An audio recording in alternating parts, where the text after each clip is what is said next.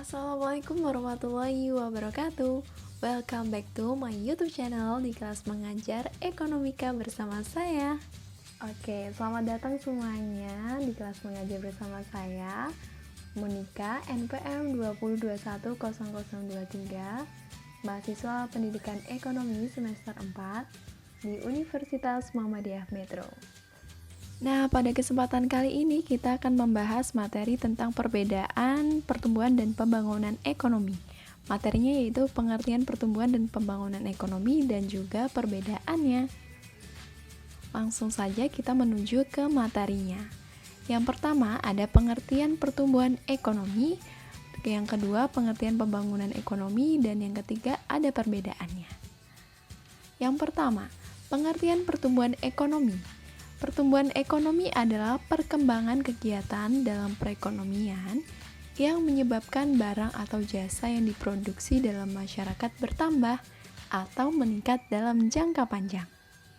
Pertumbuhan ekonomi tersebut merupakan salah satu indikator keberhasilan dari pembangunan. Oke teman-teman, yang selanjutnya yaitu pembangunan ekonomi. Pengertian pembangunan ekonomi adalah suatu proses kenaikan pendapatan total dan pendapatan per kapita dengan memperhitungkan adanya pertambahan penduduk dan disertai dengan perubahan fundamental dalam struktur ekonomi suatu negara dan meratakan pendapatan bagi penduduknya, teman-teman. Pembangunan ekonomi yang dilaksanakan selalu membawa dampak baik, positif maupun negatif, teman-teman. Oke teman-teman, itulah tadi tentang pengertian dari pembangunan ekonomi dan juga pertumbuhan ekonomi. Selanjutnya kita akan membahas tentang perbedaannya. Nah, secara spesifik perbedaan pembangunan ekonomi dengan pertumbuhan ekonomi adalah sebagai berikut.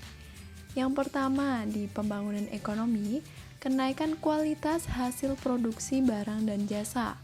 Nah, jadi kualitasnya teman-teman, sedangkan di pertumbuhan ekonomi itu adalah kenaikan jumlah hasil produksi barang dan jasa.